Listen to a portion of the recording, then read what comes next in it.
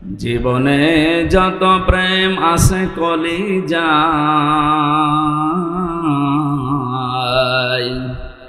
নবীজির তরে সবটুকু দিয়ে দেব তাই। বিনিময়ে শাফাত যদি তার পাই, মুছে যাবে জীবনে যত ব্যথা ভার। আলহামদুলিল্লাহ। বাংলাদেশের ঐতিহ্যবাহী জেলা, আমার প্রাণ প্রিয় জেলা কুষ্টিয়া। নামটা শুনলে আমার অন্তর ভরে যায়। মেরপুর থানার অন্তর্গত তালবাড়িয়া হাই স্কুল ময়দানে তাফসীরুল কোরআন মাহফিলের স্বনামধন্য সভাপতি আল্লাযী খালাকাল মাউতা ওয়াল হায়াতা লিয়াবলুয়াকুম আইয়ুকুম আহসানু আমালা। আল্লাহ তাআলা বলেন, তিনি সে আল্লাহ যিনি তোমাদের মউত আর হায়াত বানিয়েছেন। তিনি দেখতে চায় সবচাইতে ভালো কাজ করে তার কাছে কে যেতে পারে। আল্লাহ কি একথা জানিয়েছে যে সবচাইতে বেশি কাজ করে কে যেতে পারে? তাহলে আকসারু আমালা দিত, আহসানু আমালা দিয়েছেন। ইসমে তাফজিল, কাজটা যেন ভালো হয়। আপনি যে কাজই করেন কাজটা যেন কি হয়? ভালো হয়। আজকে পরিবেশটাও ভালোই ছিল, কিন্তু এখন তো আর এই যে আসার সময় যে অবস্থা দেখলাম, এখানে তো বসে থাকা দুষ্কর। তারপরেও কষ্ট স্বীকার করে যারা বসে আছেন, আমরা জানি যে এবাদতে কষ্ট বেশি ও এবাদতে সওয়াব বেশি। সুতরাং আজকের এই ময়দানে কোরআনের আলোচনা শোনা মানে দুইটা আলোচনা শুনলে যে সওয়াব পেবেন, আজকে একটাই তাই আল্লাহ দিয়ে দেবেন, ডবল হবে। সিস্টেম অপর পৃষ্ঠায় আছে, পৃথিবীতে 3টা অপরাধের শাস্তিও ডবল হয়। যে ইবাদতে কষ্ট বেশি ওই ইবাদতে যেমন সওয়াব বেশি, ডবল ডবল সওয়াব হয়। 3টা অপরাধ যদি পৃথিবীতে কেউ করে, ওই অপরাধের জন্য শাস্তিও আল্লাহ দেবেন ডবল। 1 নম্বরে যারা আল্লাহর সাথে অন্য কাউকে শরীক করে বা ডাকে, এটা বাংলাদেশ, ভারত আর পাকিস্তানে বেশি ছিল। একে এই 1টা ঘন্টা যদি আপনি নামাজে দাঁড়িয়ে থাকতেন, যা সওয়াব পেতেন এরকম সওয়াব পাবেন। আমি তো এটা মনে হয় বানিয়ে বললাম নাকি? বিশ্বনবী জানিয়েছেন, কেউ যদি 1টা ঘন্টা কোরআন কারীম বোঝার জন্য চেষ্টা চালায়, ও যদি নাও বোঝে, যদি চেষ্টা চালায় বোঝার, তাও 500 রাকাত নফল নামাজে সওয়াব হয়। তাও যেমন তেমন নামাজ না, আমরা যা নামাজ পড়ি সবই তো কবুল হয়ে যায়। এখানে অনেক নামাজে আছে 13টা ফরজ, ও তাও জানে না, আন্দাজে নামাজ পড়ে। অথচ 1টা ফরজ বাদ হয়ে গেলে নামাজ আর নামাজ থাকে। তো নবীজির কথা কি ছিল? 500 রাকাত নফল নামাজ যেটা কবুল হয়ে গেছে, ওই রকম সওয়াব পাওয়া যাবে। আর জীবনে যদি 1টা সেজদা কারো কবুল হয়, আল্লাহ তাকে জান্নাত দেবে। সেজদার মতো আবার সেজদা হওয়া লাগবে। এই জন্য খুব খেয়াল করে শুনবেন ভাই। সে আবু সাইদের মতো বুকের ভেতরে বইছে ঝড়, বুক পেতেছি গলিকর, বহু জ্বালা যন্ত্রণা নিয়ে এখানে বসে আছি। আজ যে সমস্ত মানুষ যন্ত্রণা দিয়েছিল, আল্লাহ তাদেরকে এখন যন্ত্রণায় ফেলে দিয়েছে। জালেমদের জন্য দোয়া করি না, কারণ জালেমদের জন্য দোয়া করা নিষেধ। আল্লাহু লা ইয়াহদিল কওমাজ জালিমিন। আল্লাহ জালেমদেরকে পথ দেখাচ্ছেন না, দেখাবেন না। ইয়াহদি এটা মজারি, বর্তমান ভবিষ্যৎ, প্রেজেন্ট ফিউচার, 2টা কাল দিয়ে শব্দ বানানো। এই শব্দ তো আমি বানিয়েছি, বলেন শব্দ বানিয়েছে কে? আল্লাহু লা ইয়াহদিল কওমাজ জালিমিন। আল্লাহ বলেন, আমি জালেমদেরকে পথ দেখাচ্ছি না, হেদায়েত দিচ্ছি না, দেবও না। এখন যদি আল্লাহ হেদায়েত দেয় জালেমদেরকে, এ কথা ঠিক থাকবে? বলেন। এই জন্য আল্লাহ দেবে না। ওনার কথা তো আবার ঠিক থাকা লাগবে। নাকি আমাদের এই চাচা এরশাদের মতো যে সকালে এক কথা বলেছে, বিকাল বলছে না আমি বলিনি, এরকম নাকি? আতাম্মাত কালিমাতু রাব্বিকা সিদকা ওয়া আদলা লা মুবাদদিলা লিকালিমাতিহি ওয়া হুয়াস সামিউল আলিম। আল্লাহ পাক জানিয়েছেন, হে নবী, আপনাকে যে কালাম আমি দিলাম, কোরআনের সব কথাগুলো সত্য কথা এবং ইনসাফ দিয়ে পরিপূর্ণ। 3 নম্বরে কোরআনে যত কথা আমি দিয়েছি কিয়ামত পর্যন্ত এর কোনো রদ বদল নেই। সুবহানাল্লাহ বলতে পারেন না? উনি যখন বললেন যে আমি হেদায়েত দিচ্ছি না, জালেমদের দেব না, সুতরাং এই কথার কোনো রদ বদল এই জন্য জালেম যারা বড় আফসোস লাগে আপনার জন্য। আপনার দুনিয়াও শেষ, আখিরাতও শেষ। দুনিয়া তো শেষ করে ফেলেছেন, আপনার আর কিচ্ছু নেই। যারা জুলুম অত্যাচার করেছিলেন, আপনার দুনিয়া শেষ, আপনি যাই করেন। আর আখিরাত শেষ কেন? কারণ আপনি আমার টার্গেট না, আপনি এখন আল্লাহর টার্গেট। ইন্নামাস সাবিলু আলাল্লাযিনা ইয়াজলিমুনান নাস, সূরা শুরার 42 নম্বর আয়াতের প্রথম অংশে আছে। আল্লাহ পাক বলেন, আমি নিজে জালেমদের বিরুদ্ধে অভিযোগ দায়ের করব, কেস করব, মামলা দেব। বলে জালেমের বিরুদ্ধে কিয়ামতে মামলা দেবে আব্দুল গফুর সাহেব। কে? আপনি ভাবতেছেন কত কঠিন কথা এটা। জালেমদের বিরুদ্ধে আজ এ দেশের কিছু মানুষ মামলা দিয়েছে, তাই ওদের অবস্থা যা দেখলাম। গত পরশুদিন আমার হাজিরা ছিল, আমার মামলা সব ঢিসমিস হয়ে গেছে আলহামদুলিল্লাহ। আমি বের হয়ে আসতেছিলাম আদালত থেকে, দেখছি আল্লাহর এক পাঁজি বান্দা, হাজি সেলিম না পাঁজি সেলিম, এর নামে হাজি লাগালে গোনা হবে। ওর যে চরিত্র এখন সব ফুটে উঠতেছে। এজলাসে দাঁড়িয়ে দেখলাম হাওমাও করে কাঁদতেছে। আর আশপাশে যারা দাঁড়িয়ে আছে, গালি তো 1 নাম্বার না, সব মানে 7 নাম্বার গালি দিচ্ছে। কি করলো বলেন তো এই লোকটা? জীবনটা শেষ করে দিল, দুনিয়াও শেষ, আর আখেরাতেও তো হাজার হাজার লক্ষ লক্ষ মানুষের মামলার আসামি হবে এবং আল্লাহ নিজে ওর নামে মামলা দেবে। এই জন্য এই জেলাতেও যারা জুলুম করেছিলেন, আমরা দেখলাম অনেকে লাথি খাচ্ছে। আপনাদের এই এলাকার মনে হয় না, একটু দূরে যেখানে হয় হোক, লাথি খাচ্ছে যদি এখনই, তো চোখ বন্ধ করতে দেরি, ফেরেশতাদের লাথি খাবে। কারণ আলেমদের নাম যে লোক তেতুল হুজুর দিতে পারে, ওরে লাথি না অন্য জায়গায় কিছু দেওয়া দরকার। এত বড় শয়তানকে আল্লাহ যে এই জেলায় দিয়েছিল, আল্লাহ কি যে করেছে, আর জেলা পাইনি। ওর জন্য সারা দেশে যে আমার মুখ ছোট হয়ে যায় না, আপনি ওই জেলার লোক, কি করব? তারপরেও বলি ভাই আমার বাড়ি কুষ্টিয়া সদর থানায়, ওই থানায় না, জেলা তো একটু ঝামেলায় আছে। আল্লাহ যেন এই সমস্ত মানুষদেরকে আর আমাদের সামনে নিয়ে না আসে। এগুলো সমাজের জন্য, দেশের জন্য, জেলার জন্য ক্যান্সার। এ মঞ্চে বসা আছেন শ্রদ্ধাভাজন ব্যক্তিবর্গ, অত্র এলাকার বিভিন্ন রাজনৈতিক দলের নেতা কর্মীরা, সামনে বসা তৌহিদি জনতা, পর্দার আড়ালের সম্মানিতা মা এবং বোনেরা, প্রশাসনের ভাইরা। এখন আর বলা লাগছে না, কারণ থানা পুড়িয়ে গেছে। কি একটা দুর্বিসন্ধি চলছিল দেখেছেন এই অনুষ্ঠানটা করতে। পাতি নেতা থেকে শুরু করে যার নাম নিতেও ঘৃণা লাগে, জালেম, তার কাছে কোরআন প্রচার করা হবে, অনুমতি নেওয়া লাগতো। কত নিচে নেমেছিলাম আমরা। এখান থেকে শুরু করে 1, 2, 3, 14 জনের কমপক্ষে অনুমতি নেওয়া লাগতো। কোরআন প্রচারে বাধা আমার মনে হয় পৃথিবী তৈরি হওয়ার পর থেকে এই 15 বছরের মতো হয়নি। আমারটা, অন্যেরটা আমি জানি না, আমি দেখেছি। সব কমপ্লিট করার পরে স্টেজ থেকে আমার নামিয়ে দিয়েছে। আমার 100টা অনুষ্ঠানের প্রায় 95টা বন্ধ করে দিত। বলেন সুবহানাল্লাহ। তারা যে সমস্ত কথা শোনাতো আমাদেরকে যে আমরা নিরাপত্তার জন্য এগুলো করি, দেখো এখন নিরাপত্তা লাগছে না। কথা বলেন না কেন? বাংলাদেশ জামাত ইসলামী কুষ্টিয়া জেলা শাখার উদ্যোগে কিছুদিন আগে 500-র উপরে প্রায় 700 আলেম এসেছিল এতিমখানায় কুষ্টিয়া। সব ঘরনার আলেমরা এসেছিল। এখানে 2.5 ঘন্টা 3 ঘন্টা আলেমদের আলোচনা হয়েছে। আপনি ভাবেন তো, শুধু একটা মাস আগে যদি 500 না 5 জন এক জায়গায় আলেম হইতো, কতগুলো মামলা হইতো? কোন জায়গা থেকে আমরা কোথায় এসেছি আজ? আমার মনে হয় সেজদায় পড়ে থাকা দরকার।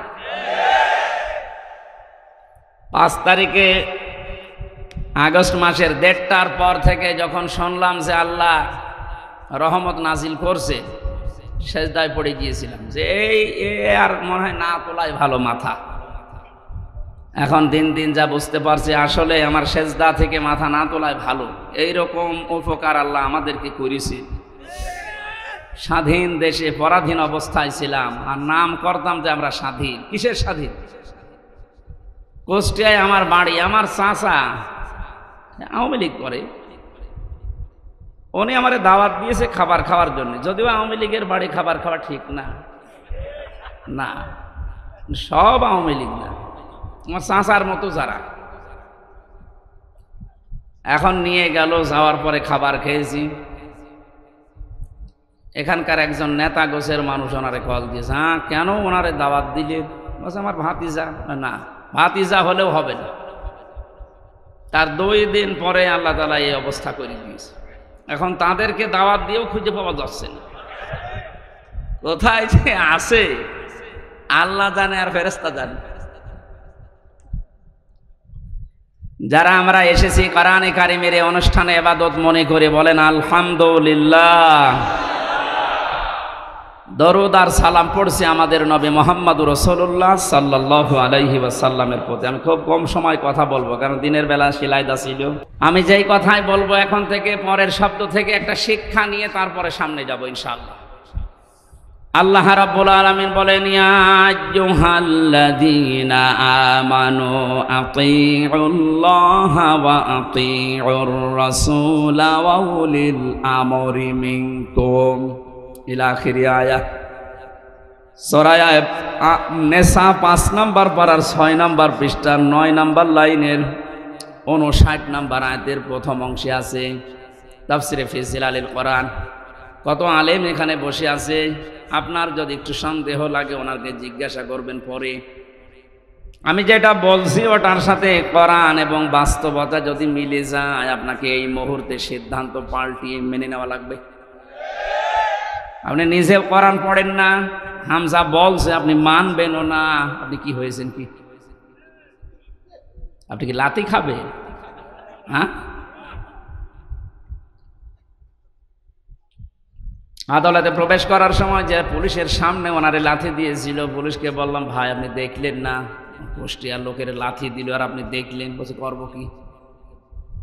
যে লোকটা লাথি দিয়ে বেরিয়ে গেল ওরে ধরতে পারলেন না? ধরবো কি করে? ওরে তো আমি ব্যবস্থা করে দিয়েছি, মার। কারণ জালেমদের বিপক্ষে শুধু মানুষ না, সৃষ্টি জগৎ সব এবং আল্লাহ নিজে। অনেকে মনে করে যে জালেমরা এত কিছু করে, কিছুই তো হয় না। ওয়ালা তাহসাবান্নাল্লাহা গাফিলান আম্মা ইয়ামালুজ জালিমুন। সূরা ইব্রাহিমের 42 নম্বর আয়াতের প্রথম অংশে আছে আল্লাহ পাক বলেন, হে পৃথিবীর মানুষেরা, কি ধারণা করো যে জালেমদের সম্পর্কে আমি কোনো খোঁজ রাখি না, আমি গাফেল? না, ওদেরকে আমি ছাড় দিয়েছি। পৃথিবীর সবচাইতে বেশি তীক্ষ্ণ নজর আমি রাখি জালেমদের উপরে। ঢিল দেই কেন?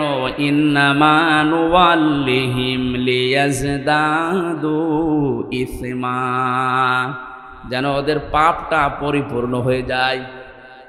ওয়ালাহুম আযাবুম মুহিন, পাপ পরিপূর্ণ হয়ে গেলে আমি ওকে নিকৃষ্টতম যন্ত্রণাদায়ক অপমানকর শাস্তি দিতে পারবো। আয়াতের বাস্তব প্রমাণ আপনি দেখেন, কালামানিক বিসি পর্যন্ত উড়ে গেছে। বিসি উড়ে যায়নি? তার কত অপমান হবে বলেন? একজন বিচারপতি ছিল, তার যদি বিসি উড়ে যায়। এই যে মহিন দিয়েছেন আল্লাহ, আযাবুম মহিন, অপমানজনক শাস্তি দেব। আমার মনে মনে খুশি আমি এই কারণে যে এই বাংলাদেশে যদি আল্লাহ আর কিচ্ছু না দেখায়, এই লোকটাকে আল্লাহ যা দেখাইলো আমি শান্তি পেয়ে গেছি। হ্যাঁ, সত্যি বলছে, আমি শান্তি পেয়ে গেছি। কারণ এই লোকটা কোরআনে পাখি আল্লামা দেলাওয়ার হোসেন সাইদি রহমতুল্লাহ আলাইহে তার বিরুদ্ধে একা একা সিদ্ধান্ত নিয়েছি। অন্যগুলো কিন্তু বলতো না, আমরা তো অপরাধ পাই না, কিভাবে? বলে না, দেওয়া লাগবে। আল্লাহ মনে হয় এই কারণে ওরা কলার পাতায় শুয়েছে। মানুষ তো মরে গেলে কলা পাতায় জীবিত অবস্থায় শুয়েছে। এই জন্য জালেমদের সম্পর্কে কিন্তু খুব তীক্ষ্ণ নজর আল্লাহর। ও কোনো মানুষ যেন জালেম হয়ে যাবেন না। যা বলছি এবার মিলা। আল্লাহ ডাক দিলেন, ইমানদার যদি দাবি করো, এখানে অন্তত যারা আমরা আছি ৯৬ ভাগ যেহেতু মুসলমান এই দেশে, আমরা অন্তত নামে হলো আমরা এখন ইমানদার, কামে না হলেও নামে যারা ইমানদার। আল্লাহর ডাকটা দেখেছেন, ইয়া আইয়ুহাল্লাযীনা আমানু। ৮৯ জায়গায় আছে এই শব্দটা কোরআনে। আল্লাহ রাব্বুল আলামিন যখন এমনি দুনিয়ার মানুষকে ডাক দেন তখন বলেন ইয়া আইয়ুহান নাস বা ইয়া আইয়ুহাল ইনসান, হে পৃথিবীর মানব মণ্ডলী। শুধুমাত্র যখন ইমানদারকে ডাক দেওয়ার ইচ্ছা করেন তখন তার এই হাত, কুদরতের হাত উঁচা করে মহব্বত নিয়ে বলেন ইয়া আইয়ুহাল্লাযীনা আমানু, আমি অনেক ভালোবাসি তোদের, আমার কথাটা শোন। আতিউল্লাহ, আমি আল্লাহর ইতাআত কর। আতিউর রাসূল, আমি রাসূলের, আমার রাসূলের আনুগত্য কর। শব্দের দিকে খেয়াল করেছেন? এই যে আতিউ, এই শব্দটা আল্লাহ নিজের নামে রাসূলের নামে 2 জায়গায় দিয়েছেন। এটা ফেল, এটা ভার্ব, এটা ক্রিয়া। উলিল আমরি মিনকুমের আগে আল্লাহ আতিউ দেননি। আমি যত তাফসীর মিলিয়েছি, মুফাসসিরিন ইকরাম জানাতে চেয়েছেন, সবাই এক বাক্যে একভাবেই মত দিয়েছেন, আল্লাহ রাসূলের আনুগত্য করা লাগবে, কোনো প্রশ্ন করা যাবে না, আপনার বুঝে আসুক বা না আসুক। কিন্তু উলিল আমরি মিনকুম দেওয়ার আগে কেন আতিউ দিলেন না? কিয়ামত পর্যন্ত তো রাসূলুল্লাহ দুনিয়ায় থাকবেন না, তো উলিল আমর আসবে। নেতৃত্ব দেওয়ার মানুষগুলো একটা একটা করে আসতেই থাকবে। এটাকে যদি কেউ মেনে চলতে চায়, মাস্ট বে, তাকে দেখা লাগবে আগে বর্ণিত আল্লাহ রাসূলের গুণাগুণ এ লোকটার ভেতরে পাওয়া যায় কিনা।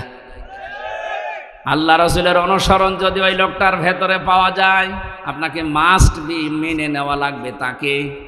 আল্লাহ রাসূলকে মানা যেমন ফরজ, উলিল আমরকেও মেনে নেওয়া ওই সময় ওই রকম ফরজ। কিন্তু শর্তটা এই, দেখতে হবে লোকটা আল্লাহ রাসূলকে মেনে চলে কিনা। প্রাণপ্রিয় কুষ্টিয়াবাসী, একটু নিজের সাথে মিলাবেন এবার।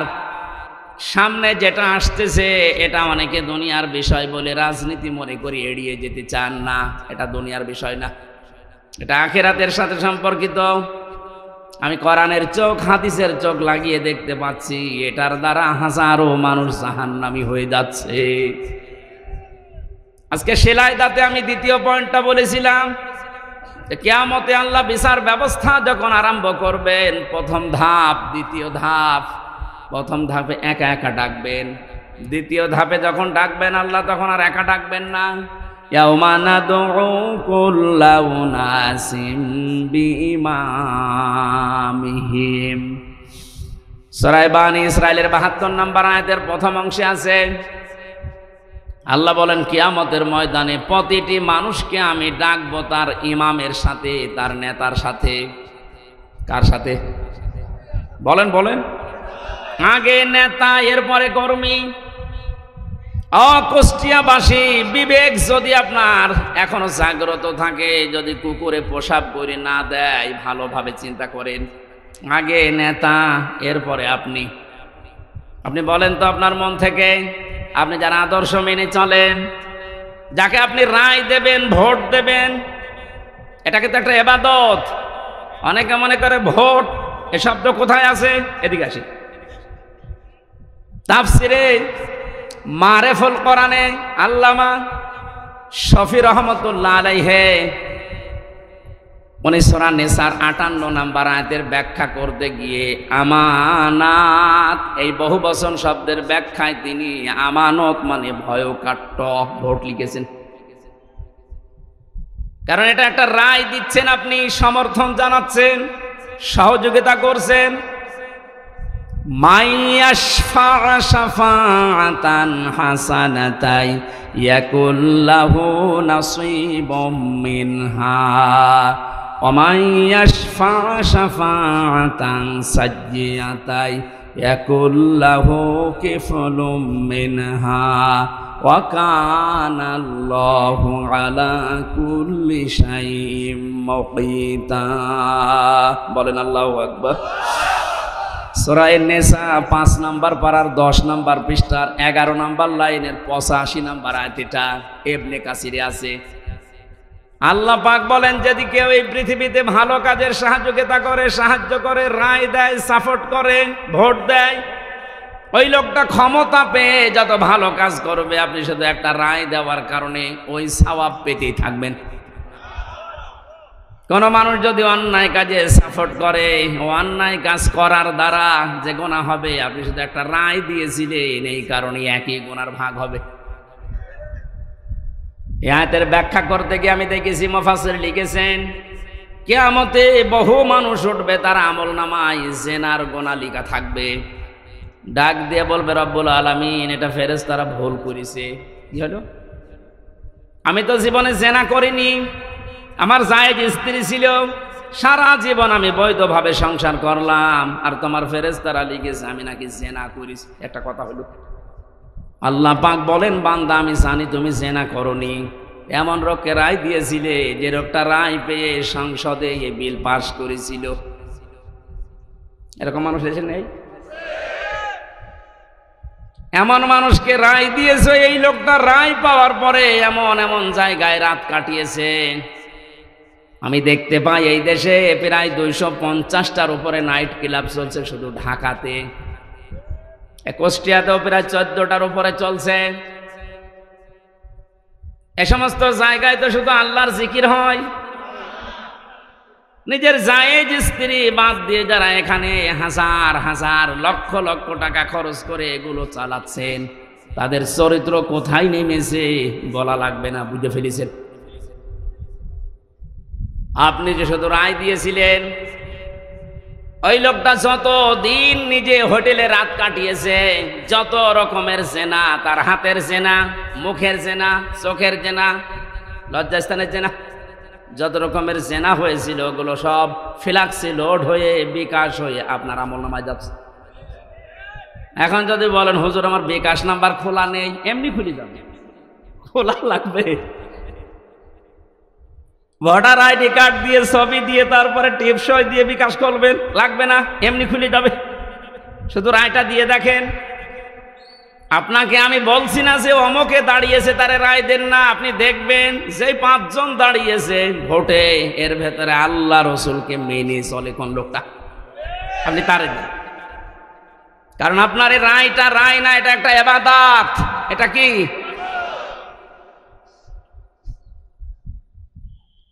কত সুন্দর ভাবে আল্লাহ আতিউ শব্দটা নিজের নামে রাখলেন, রাসূলের নামে রাখলেন, কিন্তু উলিল আমরের আগে রাখেন নাই। এই কারণেই রাখেন নাই, কারণ আল্লাহ জানে বহু মানুষ আবেগে আন্দাজে অনুসরণ আরম্ভ করে দেবে। কোরআনে কারীম জানাচ্ছে ইত্তাবিউ মা উনসিলা ইলাইকুম মির রাব্বিকুম ওয়া লা তাত্তাবিউ মিন দুনিহি আউলিয়া কলিলাম মা তাযাক্কারুন। সূরা আরাফের 3 নম্বর আয়াত, 8 নম্বর পারার 10 নম্বর পৃষ্ঠার 3 নম্বর লাইনে এটা আছে। আল্লাহ পাক বলেন সবাই মিলে অনুকরণ করো যেটা তোমাদের প্রতি তোমাদের রব নাযিল করেছে। কুষ্টিয়াবাসী আমরা এক বাক্যে স্বীকার করি আমাদের রব আমাদেরকে দিয়েছেন কোরআন। কথা বলেন না কেন? কোনো সন্দেহ আছে এর ভেতরে? তাহলে অনুসরণ করা লাগবে, একা একা না, সবাই মিলে। ইত্তাবিউ বহু বচন, এই জন্যই তো আহ্বান জানাচ্ছি। নয়তো আমি একা একা মেনে যদি জান্নাতে যেতে পারতাম আপনাদের জীবনও ডাকতাম না। এটা কোরআন শরীফ আমি হাতে নিয়ে বলছি, সত্যি যদি আল্লাহ এখানে 1 বচন দিত যে অনুসরণ কর তোরা জান্নাত দিয়ে দেব, আপনাদেরকে আমি জীবনও বলতাম না। কারণ আমার বাবার যা আছে, আমার যা আছে, আমি কিচ্ছু না করলে অন্তত মরণ পর্যন্ত আমার কেটে যাবে।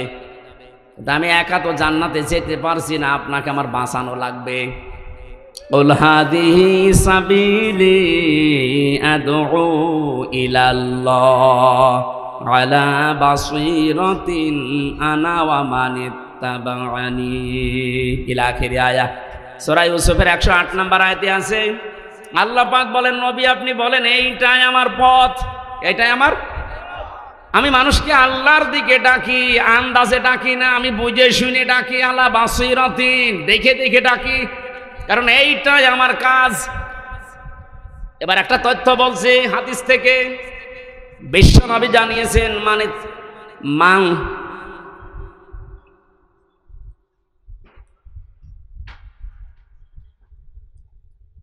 অমাং দাগা ইলাইহি হাদা।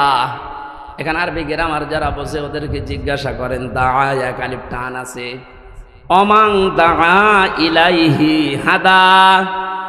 কেউ যদি কোরআন দিয়ে মানুষকে ডাকে, আল্লাহ নিজে তাকে হেদায়েতের উপরে রাখে। আমি এমনিতে ঝুঁকিপূর্ণ পথ বেছে নেইনি। 3টা বছর জেলখানায় থাকার পরে তো সিদ্ধান্ত নিতে পারতাম না যে যা করছে করুক গা, লা ইলাহা ইল্লাল্লাহ, পারতাম না। আমার বাবার যা আছে সত্যি কথা বলছে, আমি একা, আমার কিছু চলে যেত। কিন্তু এই রক্ত পিচ্ছিল পথে আমি বেছে নিয়েছি। আল্লাহ পাকের ঘোষণা যে আমি যদি হেদায়েতের উপরে থাকতে চাই, কোনো গাছতলায় বসে, আস্তানায় বসে, খানকায় বসে হেদায়েতের উপরে থাকা যাবে না। হেদায়েতের উপরে থাকতে হলে দাঁড়া আল্লাহর দিকে কোরআন দিয়ে মানুষকে ডাকা লাগবে।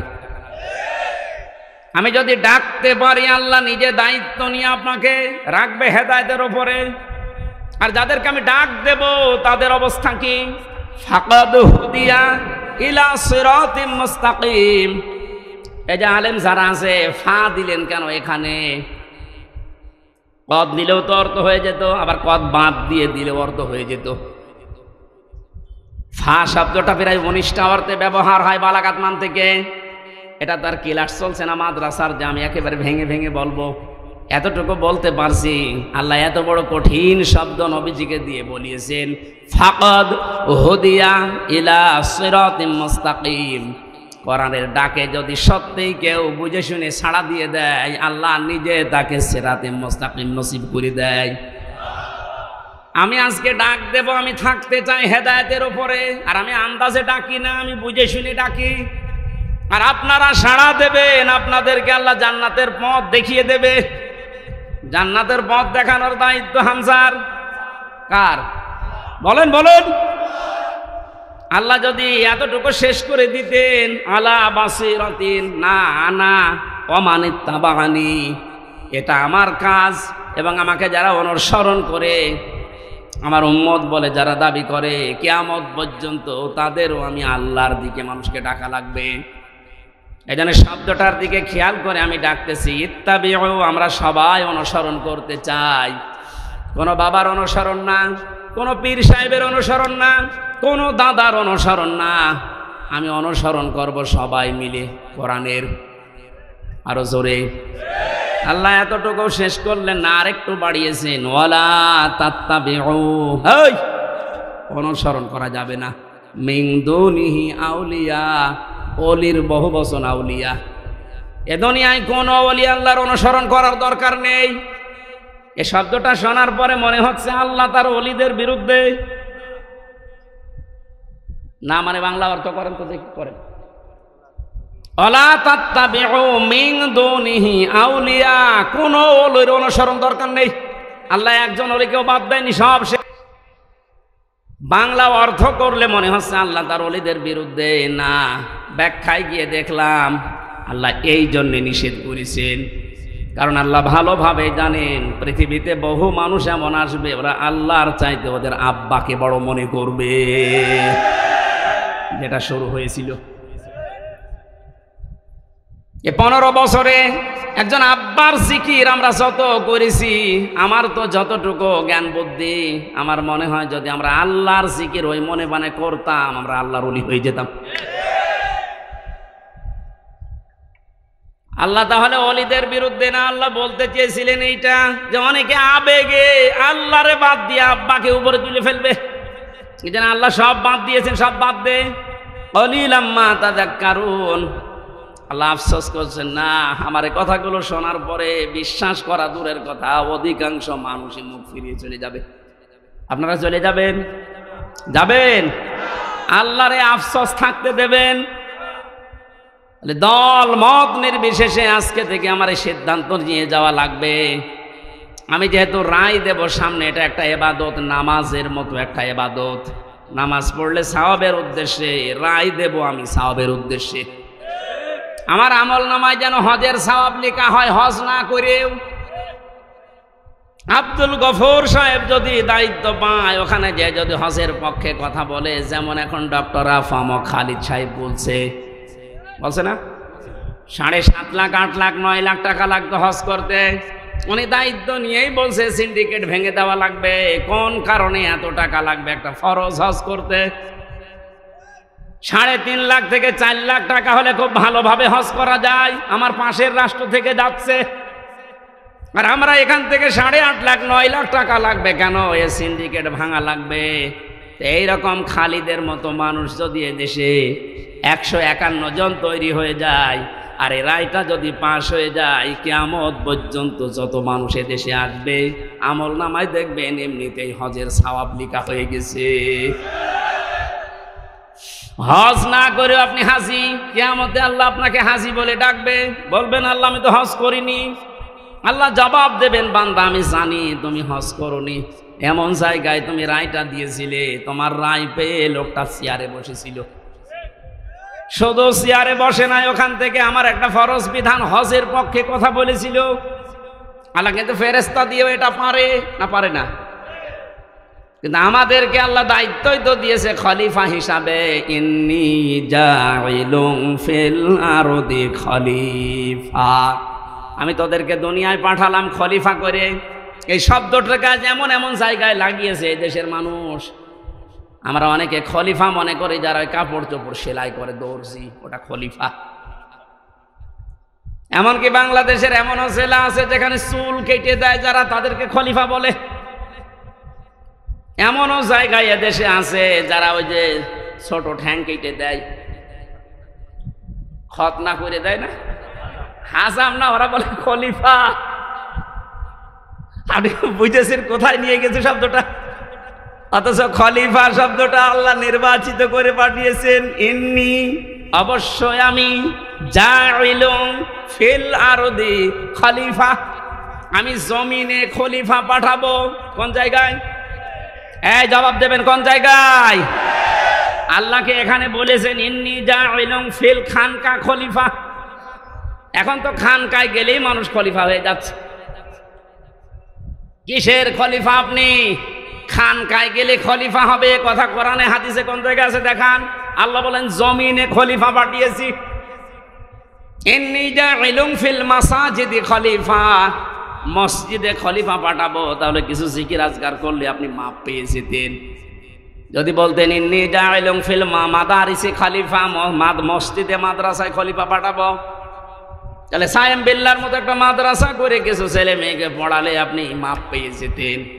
আল্লাহ কিন্তু শব্দটা দিয়েছেন ইন্নী জাইলুন ফিল আরদি। কোথায়? ফিল আরদি, জমিনে। এই জমিনে আজ আমরা যেহেতু এই দায়িত্বটা পালন করি না, আমরা কেউ খানকায়, কেউ গাছতলায়, কেউ মসজিদে, কেউ মাদ্রাসায়, কেউ দরবারে, জমিনটা জালেমরা ফাঁকা পেয়েছিল, 180 মাইল বেগে চালাচ্ছিল। আমার কথার অর্থ যদি না বোঝার ভান করে থাকেন, এদিকে আসেন, আসেন, ঝড়ে কোদাল দিয়ে বোঝাচ্ছে। জমিনটা ফাঁকা পেয়েছিল না, যা মনে লেগেছে তাই করেছে। যেহেতু আল্লাহর খলিফা আমরা, কেউ জমিনে নেই, কেউ ঢুকে গেছি আস্তানায়, কেউ দরবারে, কেউ মাদ্রাসায়, জমিনটা ফাঁকা পেয়ে মন মতো ওরা চালিয়েছে। এখন আর না, আমরা বুঝে ফেলেছি আল্লাহ আমাদেরকে পাঠিয়েছে ফিল আরদি। কোথায়? আরো জোরে, আরো জোরে। সুতরাং জমিনে থাকতে রাজি আছি আমরা।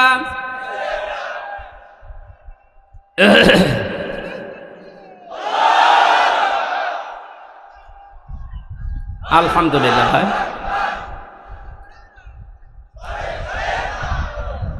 আমি এতক্ষণ পর্যন্ত যা বলছি তার সামারাইজ এইটা। এমন মানুষকে আমরা রায় দেব, ভোট দেব, তার পেছনে থাকবো যেই মানুষটা আল্লাহ রসুলকে মেনে চলে। সে জামাত ইসলাম হওয়া লাগবে, চরমনায় হওয়া লাগবে, শর্ত না। দেখবেন এই লোকটা আল্লাহ রসুলকে মেনে চলে কিনা। আর যার চেহারা দেখলে আল্লাহর আগেই রাগ হয়ে যাবে কি? কারণ আপনাকে তো আল্লাহ বিচারের জন্য ডাকবেন, একা একা না, ডাকবেন কয়জন করে? নেতা সাহা, নেতা আগে কর্মী পরে। এমন নেতার পেছনে থাকেন যারা দেখলে মানুষ লাথি দিচ্ছে, আল্লাহ লাথি দেবে। কথা বলে না কেন? আপনার বিবেকে কি বলে বলেন? এখন আমি অন্য জেলার কথা বাদ দিলাম, এই জেলায় যারা দায়িত্বে ছিল এদেরকে যদি আপনি সামনে রাখেন, পেছনে আপনি, ওর যে চেহারা, চরিত্রের কথা তো বাদই দিলাম, ওর যে চেহারা, সিরাত সরাত নবীজির কোনটা আছে ওর ভেতরে, পরে সামনে দিয়ে আপনি পেছনে, কি মনে হচ্ছে আপনার কাছে? আল্লাহ ওর দিকে তাকালে আপনার পর্যন্ত যাবে? ওর দিকে তাকিয়েই তো আল্লাহ বুঝবে যে এর সূরাত সিরাতের ভেতরে বাইরে তো সবই আল্লাহর জানা। তখন বলবে ওর পেছনে যেটা আছে আরো 2 নাম্বার। কথা বলে না কেন? দেখবেন ও নিজেই বলছে ঠিক, যে যার পেছনে আছি ওরে যদি সামনে রাখি আল্লাহ মাফ করবে না, ও ধরা খাবে না? আপনি তো ধরা খেয়ে বসে আছেন, এখনো বলছে ঠিক।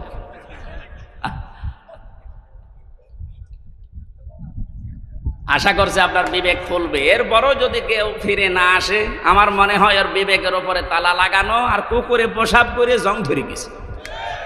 আল্লাহ আমাদের হেফাজত করুন, আমিন। আমি এত নিচু কথা বলতাম না, এই উদাহরণটা দিলাম আপনাদের জন্য, আপনার বিবেকে তালা যেন খুলে যায়। আমরা কোরআনে কারিম থেকে সূরা তাওবার 119 নাম্বার একটা মাত্র আয়াত পড়েছি। আমি ব্যাখ্যা করতে পারিনি ওখানে, এই জন্য বলেছিলাম যে এখানে ব্যাখ্যাটা যতটুকু পারি করব। এই শব্দটা নিয়ে বিশেষ করে এ বাংলাদেশ, ভারত আর পাকিস্তানে আমি বহু জায়গায় গেলাম, দেখলাম ভেজাল চলছে। বিশেষ করে এই আয়াতটা নিয়ে সমস্যা বেশি। আয়াতের সমস্যা না, ব্যাখ্যা করতে গিয়ে যে যেই দিকে আছে ওই দিকে টেনে টেনে কথা বলে। আমরা ওই রকম করবো না, আমরা দেখবো আল্লাহ কি বলেছে, রাসূল কি করেছে, আয়াতের ব্যাখ্যা, সাহাবায়ে কেরাম কি ব্যাখ্যা দিয়েছে। আমি যেহেতু এগুলো পড়েছি এই জন্য আমি ডেলিভারি দিচ্ছি, শোনেন। আল্লাহ পাক জানিয়েছেন, ইয়া আইয়ুহাল্লাযীনা আমানুত্তাকুল্লাহা ওয়া কুনু মা'আস সাদিকিন। ও হে যারা ঈমানের দাবি করো, আমি আল্লাহকে ভয় করো, এই দুনিয়াতে যারা সত্যবাদী তাদের সঙ্গী সাথী হয়ে যাও, তাদের সাথে থাকো। 3টা বিষয় এই আয়াতের ভেতরে আমরা পেয়েছি। 1 নম্বরে আল্লাহর ডাক ছিল ঈমানদারকে। কাকে? প্রশ্ন আসতে পারে, আমি তো ঈমানদার আছি না। মুসলমানের ঘরে আসলেই তার ঈমানদার বলবেন হবে না, দেখতে হবে আপনার ঈমান আছে কিনা। কোরআনে কারিমে আল্লাহ যতবার ঈমানের কথা জানিয়েছেন আমি প্রত্যেকবার দেখেছি তোমরা যারা ঈমান পেয়েছো তারা শোনো, এ কথা নেই। আল্লাহ বলেছেন তোমরা যারা ঈমান এনেছো তারা শোনো। আমরা কি ঈমান এনেছি না পেয়েছি?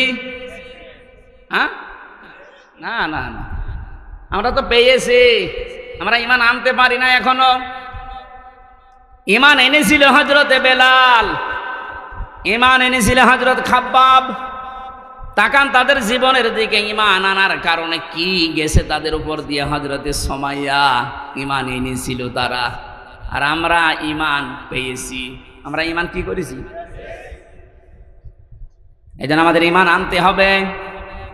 আমি খুব অল্প কথাই বলছি, আপনার ঈমান এবার আপনি আনলেন, মনে করেন লা ইলাহা ইল্লাল্লাহু মুহাম্মাদুর রাসূলুল্লাহ।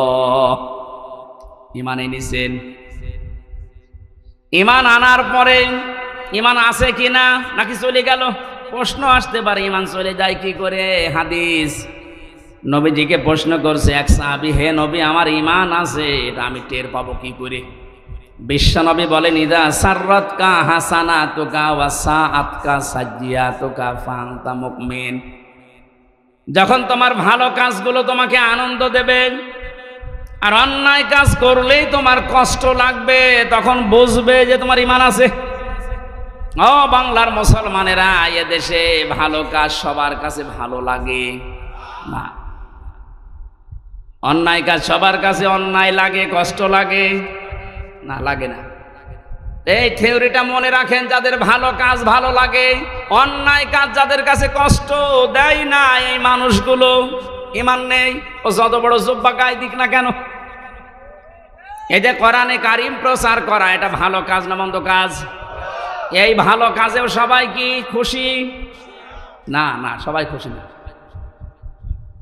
যারা এই ভালো কাজে খুশি হয়েছেন, আপনি মনে মনে ভাবতে পারেন যে আপনি অন্তত আর যাই থাক আপনার ঈমান আছে।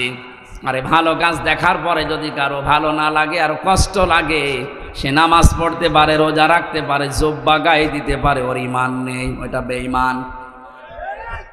এজন্য আমাদের ঈমান আছে কিনা আর কারো কাছে জিজ্ঞাসা করা লাগবে না, আপনি নিজেই এখন যথেষ্ট। ইত্তাকুল্লাহ, আমি আল্লাহকে ভয় করো। আল্লাহর ভয় এই শব্দের যতগুলো ব্যাখ্যা আমি পড়েছি, উত্তম ব্যাখ্যা হচ্ছে যেখানে যেই দায়িত্ব যে পাবে ওই বিষয়ের উপরে জ্ঞান অর্জন করার মাধ্যমে প্রশিক্ষণ নিয়ে ওই কাজটা পরিপূর্ণ করার নাম, আঞ্জাম দেওয়ার নাম তাকওয়া। এই সমস্যা কি? ভেজা বলে কষ্ট হচ্ছে? বৃষ্টি পড়ছে? এখানে তো 9টা ব্যাখ্যা ছিল তাকওয়া শব্দে, বৃষ্টি তো সমস্যা হয়ে ধরে দেখছি। আকুনু মা'আস সাদিকিন, ঈমান আনলে এখানে 9টা পয়েন্ট পেয়েছিলাম আমরা। কোন মানুষ যদি ঈমান আনার পরে তাকওয়া অবলম্বন করে, মহান আল্লাহ তাকে দুনিয়ায় 9টা, আখিরাতে 27টা উপকার করবেন বলে কোরআনে ঘোষণা দিয়েছেন। বলেন সুবহানাল্লাহ।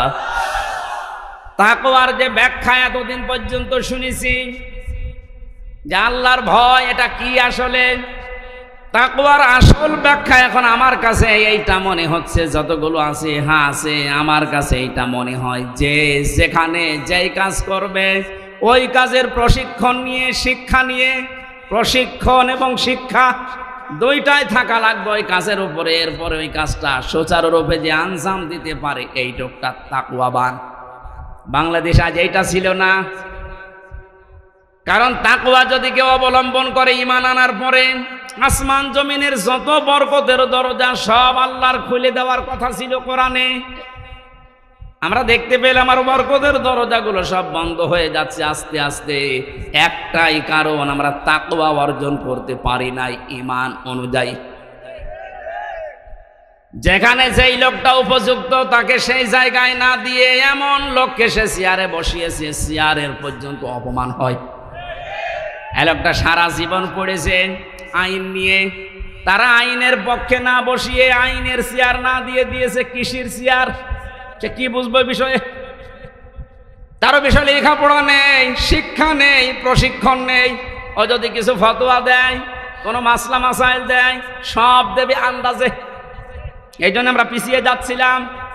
বাইরের দেশগুলোতে আমি যতটুকু ঘুরেছি, এই যে সিঙ্গাপুর, মালয়েশিয়া, থাইল্যান্ড, যতগুলো দেশ ঘুরে আসলাম, ওখানে দেখেছি ওরা আজ উন্নত হচ্ছে এই কারণে যে যেই বিষয়ে পারদর্শী তাকে ওই বিষয়ের উপর এগিয়ে দেয়।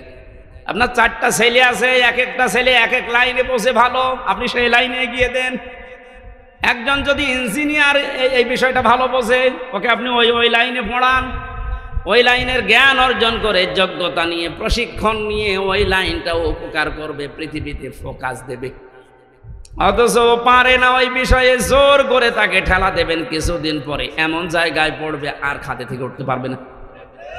আমাদের দেশের সিস্টেমগুলো আজ পাল্টানো দরকার।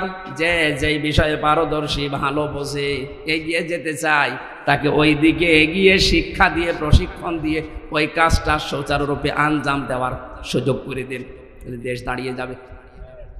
এটা দিয়ে দেয়নি আমরা, এই কারণে দরবেশ, এই কারণে দরবেশ এটা আমরা দিতে পারিনি। ওর যে সুরাত আর সিরাত পুরাটাই পাল্টিয়ে গেছে। আমার মনে হয় আজরাইল ফেরেশতা ওরে চিন্তা পারত না। হ্যাঁ, ওর যে অবস্থা, দরবেশ থেকে ধরবেশের যে অবস্থা একেবারে নম হয়েছিল, প্রশাসন পর্যন্ত চিনতে পারে নাই। চিনবে কে? ফেরেশতা আজরাইল এসে যদি বলে ভাই তুমি কে, তুমি কি আসলে সে দরবেশ? বলে যদি না, আমি এ নৌকার মাঝি, তা তোরা ছেড়ে দিলাম। আমার ভাইরা, এই জন্য আমাদের তাকওয়া হচ্ছে না। তাকওয়া যারা অর্জন করেছিল ওই মানুষগুলোকে আল্লাহ দুনিয়াতে কি কি উপকার করেছিলেন।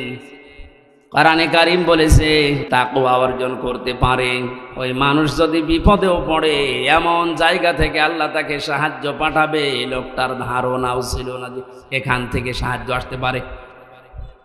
সত্যবাদী যারা, তাদের সাথে যেহেতু থাকার জন্য আল্লাহ নির্দেশ দিচ্ছেন, সত্যবাদী মনে করে আমরা মনে করি এই যে বিশাল চোপ্পাচার গায়ে আছে, পাগড়ি মাথায় আছে, হাতে তসবিহ আছে, মসজিদ মাদ্রাসা খানকা ছাড়া কিচ্ছু বোঝে না, এই সত্যবাদী না। কোরআনে কারিমে আয়াতের ব্যাখ্যা আছে সূরা বাকারার 177 নম্বর আয়াতে আল্লাহ পাক জানিয়েছেন কেউ যদি সত্যবাদী তার ইমানের দাবিতে হতে চায় 10টা কাজ তাকে দুনিয়ায় আঞ্জাম দেওয়া লাগবে। বাংলাদেশ সহ পৃথিবীতে যারা এই 10টা কাজ আঞ্জাম দিচ্ছেন এই মানুষগুলো তাদের ইমানের দাবিতে সত্যবাদী। আপনি তাদের সাথে থাকবেন, এ নির্দেশ হামজার। কার? আরো জোরে বলেন। এই নির্দেশটা আপনাকে মানা লাগবে আজকে। শুধু পূর্ব পশ্চিম দিকে মুখ ঘোরালে সওয়াব হয় নাকি? বৃষ্টি শুরু হয়ে গেছে। না না, কষ্ট হবে ভাই, ভিজে যাবে। এই কোরআন শরীফ নিয়ে যান, কোরআন শরীফটা নিয়ে ভালো জায়গায় রাখেন। সুবহানাল্লাহ আলহামদুলিল্লাহ। আমার এই যে কয়েকদিন পরে, আজকে কয় তারিখ? 5 তারিখ। আর 4 দিন পরে এই যে 16 দাগ ভেড়া মারার ভেতরে, ভেড়া মারার 16 দাগ, ওখানে আমার মাহফিল আছে রাত 9টা থেকে 11টা পর্যন্ত। ওখানে যাবেন, আমি 9টায় থাকবো। এই যে মইনুল ভাই আছে, উনিও থাকবেন। পরিবেশ এখন কি হবে বলতে পারছি না, কারণ এখন মাহফিলের সময় না। এই 14-15টা জেলায় যারা দায়িত্বে ছিল আমার ঢুকতেই দেয়নি। এই জন্য ডেটগুলো সব আমি দিয়েছিলাম চট্টগ্রাম, সিলেট, ওই সমস্ত বিভাগে। এখন ওদেরকে বলে বলে নিয়ে আসা লাগছে, কারণ একজনকে দিয়ে দিলে আবার কাটা যায় আন্দাজে, তারা তো কষ্ট পাবে। এরপরেও চেষ্টা চালাচ্ছি। বৃষ্টি যখন শুরু হয়ে যাচ্ছে ওই দিন আসেন, কথা বলবেন ইনশাআল্লাহ। আল্লাহুম্মা আমিন। লা ইলাহা ইল্লা আনতা সুবহানাকা ইন্নী কুনতু মিনাজ জালিমিন। ও মাবুদ, আমার প্রাণ প্রিয় ছেলে এই কুষ্টিয়ার মানুষগুলো কোরআনের জন্য যেমন পাগল হয়েছে, এদেরকে তুমি কোরআনের শাসন দিয়ে ধন্য করো। এ মাহফিলের আয়োজন করতে গিয়ে তোমার যে বান্দারা শ্রম দিয়েছে, এদের শ্রমগুলো কবুল করে নাও। শাহ মোহাম্মদ সায়েম বিল্লাহ সহ যত মানুষ এই মাহফিলের জন্য এসেছে, যে যেইভাবে সহযোগিতা করেছে, আল্লাহ তাদের সাহায্য সহযোগিতা কবুল করে নাও। মাহফিলের সম্মানিত সভাপতি আলহাজ আব্দুল গফুর, আল্লাহ তুমি আমাদেরকে তার অভিভাবকত্ব কবুল করে নাও। আমরা দেখতে চাই এরকম মানুষগুলো যেন এই দেশের মানুষের অভিভাবক হয়। আল্লাহ তুমি সাহায্য করো। মা বোনদেরকে পর্দায় থাকার তৌফিক দাও। তাদের পেটে আল্লাহ তুমি হাসান হোসাইনের মতো সন্তান দান করো। রোগ থেকে আমাদেরকে বাঁচাও। এই কুষ্টিয়ার মাটির নিচে যত মানুষ ঘুমিয়ে আছে, কোরআনের ইজ্জতে মাফ করে দাও।